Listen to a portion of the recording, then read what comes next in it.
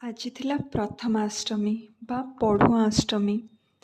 ଆଜି ନା ମୋତେ ମୋ ପିଲାଦିନର ପଢୁଆଷ୍ଟମୀର କଥା ବହୁତ ମନେ ପଡ଼ୁଛି।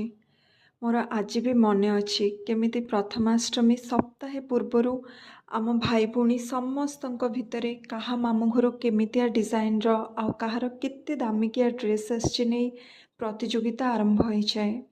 ଆଉ ସେଇ ପ୍ରତିଯୋଗିତାରୁ ଆରମ୍ଭ ହୋଇଯାଏ ଛୋଟ ଛୋଟ ରାଗରୁଷା ଆଉ ଝଗଡ଼ା। ହେଲେ ସେତେବେଳେ ସେ ରାଗରୁଷା ହିଁ ଆମକୁ ବାନ୍ଧି ରଖୁଥିଲା ସ୍ନେହ ପ୍ରେମ ଆଉ ଭଲ ପାଇବାର ଡୋରିରେ। ହେଲେ ସେ ସମୟ ତ ଏବେ ବିତି ଯାଇଛି।